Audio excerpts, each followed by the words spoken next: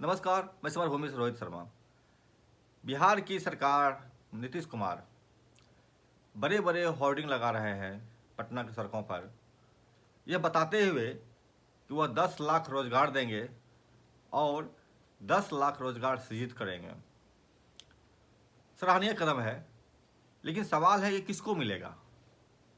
ये सबसे बड़ा सवाल है।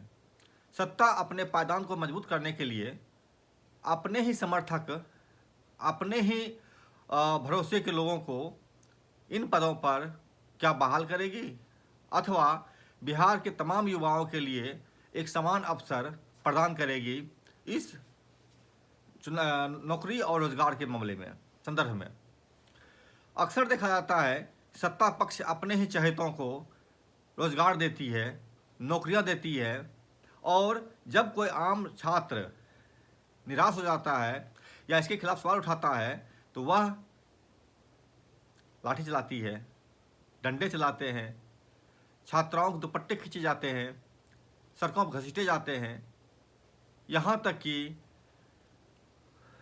17 डिग्री टेम्परेचर पर पानी की बौछार कराई जाती है, ठंडे पानी की, और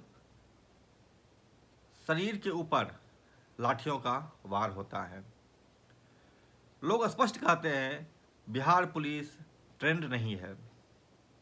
जिस तरह की गतिविधि बिहार पुलिस कर रही है, अभी सासाराम में एक डीएसपी ने एक छात्र, एक लड़का जो बर्थडे मना रहा था, उसका डेथ एनिवर्सरी बना दिया, गोली मार दिया उसको।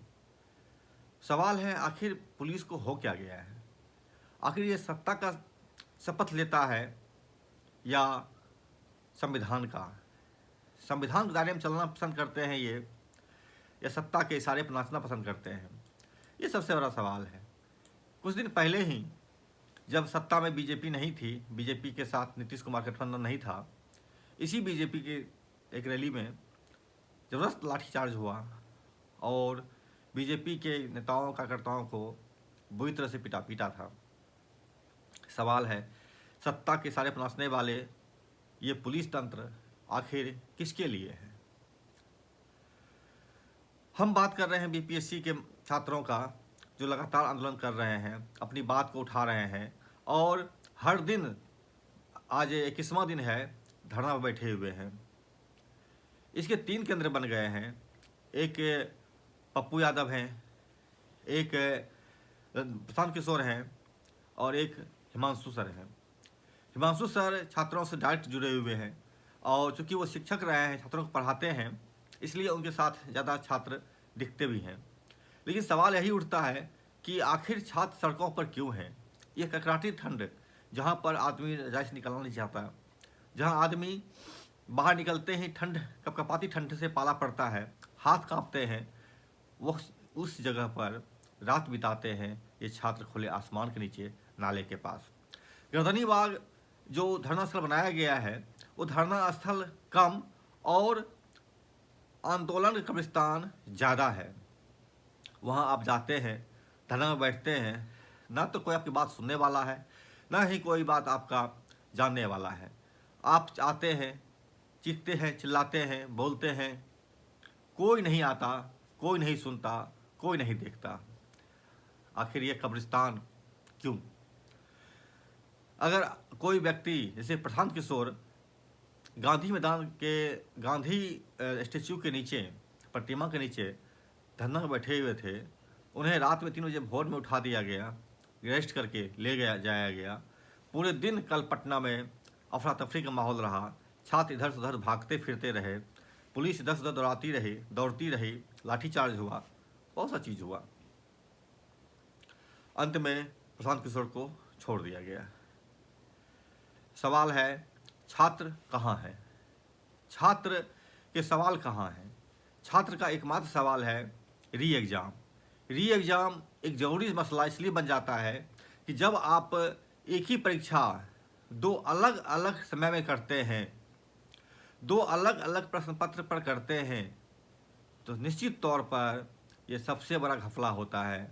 यह सामान्य छात्र जो इसमें शामिल होने जाएंगे, उनके साथ भेदभाव वाली बात होगी। क्योंकि आप जब प्रश्न पत्र पूछते हैं, एक बार जो प्रश्न पत्र आपने तैयार किया, दूसरा बार जब प्रश्न पत्र तैयार किया आपने, तुरंत फर्क आ रहा है। जो सिलेक्टेड लोग हैं उनके लिए अलग प्रश्न पत्र है, लोअर दर्जे का है, 5th क्लास के लायक क्वेश्चन है।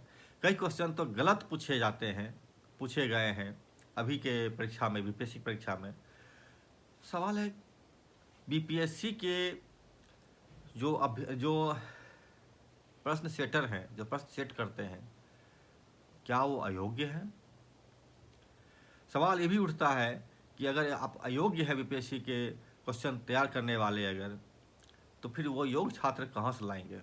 निश्चित तौर पर योग्य छात्रों को पीछे धकेल दिया जाएगा और फिर वह अपने भाई भतीजे टाइप का, अपने कैरियर टाइप का चीज़ बनाएंगे, जो नौकरी में आएंगे और सत्ता की लठैती करेंगे, सत्ता के सारे पर नाचेंगे, उसका कैरियर बन करके लाठियाँ बरसाएंगे, गोले चलाएंगे, लोगों को मार डालेंगे। एक असभ्य, कम प्रशिक्षित, सत्ता का लठैत कभी भी जनता की सेवा नहीं कर सकता, जनता के हित नहीं सोच सकता, जनता के लिए वह कुछ नहीं कर सकता। वह केवल और केवल सत्ता का एक टूल्स बन जाता है, सत्ता के सारे पर नाचता है, सत्ता के सारे पर गीत गाता है, सत्ता के सारे पर बैठता है। यही कारण है कि जब सत्ता बदलती है, पुलिस का चरित्र भी बदल जाता है। सत्ता फिर बदलती है, पुलिस चरित्र फिर बदल जाता है और ये तमाम चरित्र आम जनता पर भारी पड़ता है।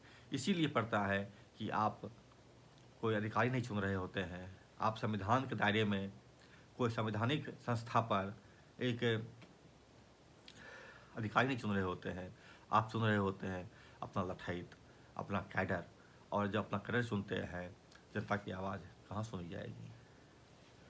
ये तमाम चीज़ें दर्शाती है बीपीएससी के छात्रों का ये आंदोलन अनायास नहीं है। इनको मिल रहे समर्थन, चाहे कोई भी करें, कोई भी पार्टी करें, कोई भी दल करें, अनायास नहीं है। ये सवाल बिहार का है, सवाल बिहार के युवाओं का है, सवाल शिक्षा का है, सवाल सत्ता का है। सत्ता का तंत्र आज जिस तरह से चल रहा है वह निश्चित ही निंदनीय है, शोचनीय है और कल्पनीय है।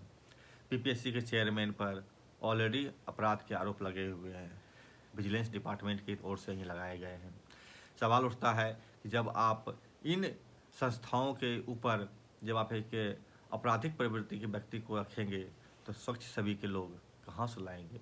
स्वच्छ छवि के अधिकारी, अभ्यर्थी कहाँ से आएंगे? नहीं आएंगे।